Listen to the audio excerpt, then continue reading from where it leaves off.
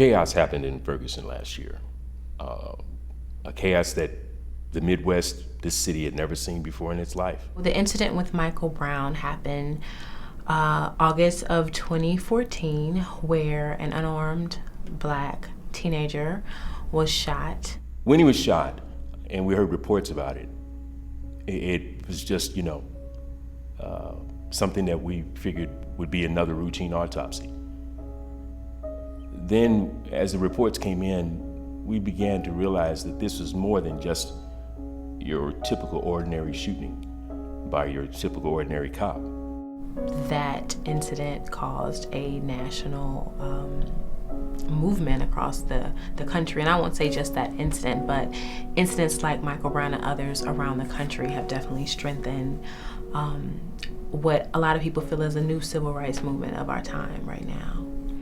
Right after Ferguson, all of us, and particularly theater artists, felt an immense need to do something and to respond in some way. But there was a lot of tension right after, particularly for those of us from St. Louis, about what the correct response would be and how to at once be citizens, but also be artists and how to respond in that. And theater takes time, and theater takes people coming together and collaboration. And a year after the event, it's a lot easier to bring people together and to respond in a really honest way.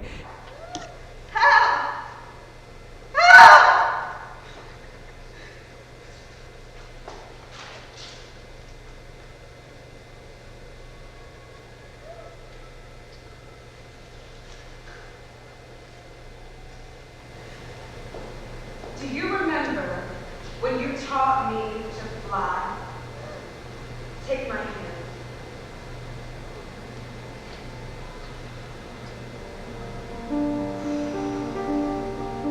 The Every 28 Hour Play Festival was a collaboration of many different theater companies, including Oregon Shakespeare Festival and the 1 Minute Play Festival, to bring artists from all over the country to St. Louis to work with the St. Louis community to create 1-minute plays about Black Lives Matter and Ferguson and all the issues that are intermingled in that conversation. To walk into Every 28 Hours, the night that all the actors came, and to see different theater people, represented from different theaters, different races, like all these people in this one space, and everybody's just giving their time and their love and their energy.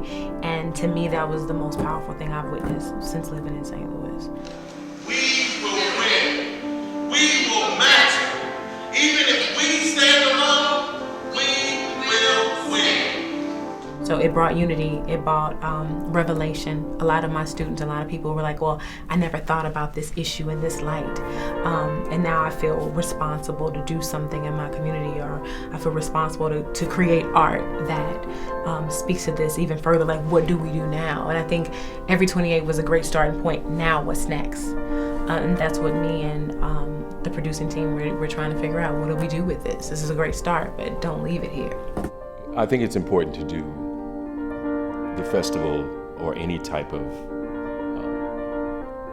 organized demonstration to make it where it is maintained in the public consciousness, to where everyone has some kind of information and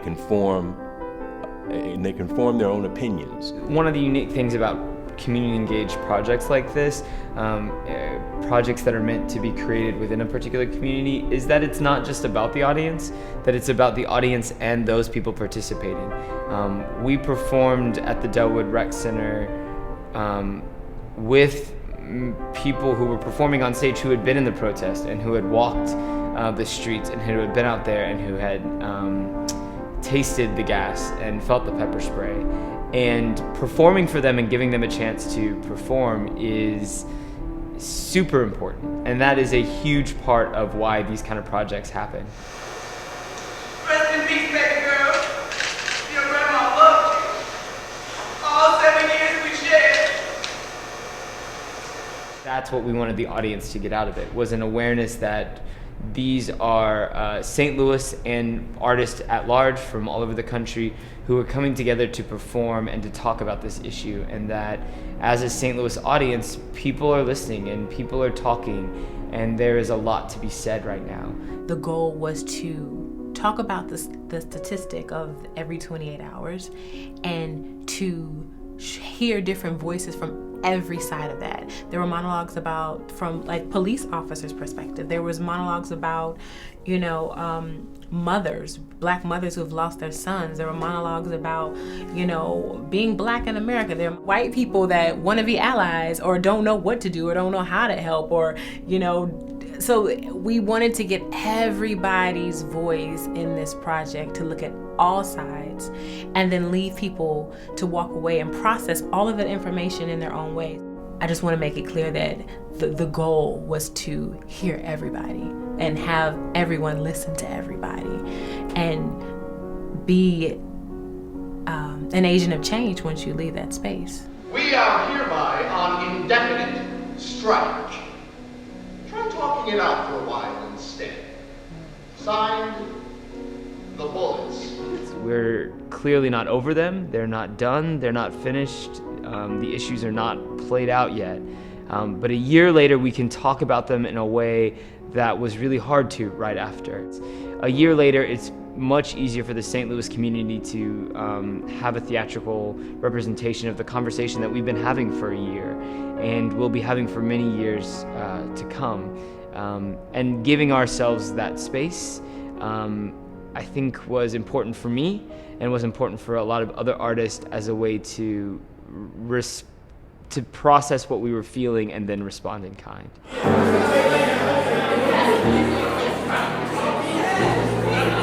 I'm just so tired.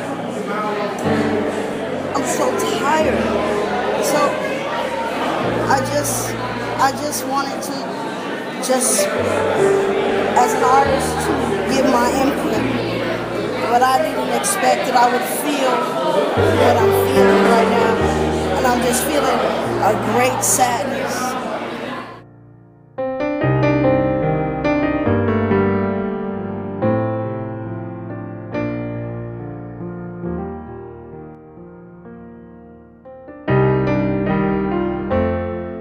So I wanted the audience to have a sense of community and feeling like they were a part of something and feeling like their community was on stage talking about this very important issue. It's midnight.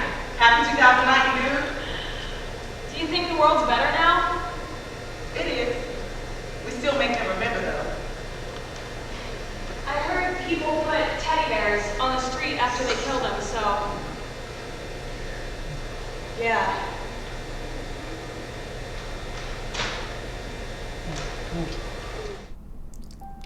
I think one statement I would say for anybody is what's next, and that's the same thing that I'm saying to myself every day. We get numb and we don't figure out what we can do where we are, and it's little things that we can do to kind of sew back into the world to illuminate some of the things that are going on and move things forward. And it might be small, but it's still important and crucial. Samuel DuBose, Eric Harris, Frank Shepard, Ortega Howard, Darius Stewart, Silvana Ellswood, Victor LaRosa, Jeremy Lett, Anthony Hill, Spencer McCain, Tony Robinson, Christian Taylor, Aaron Campbell,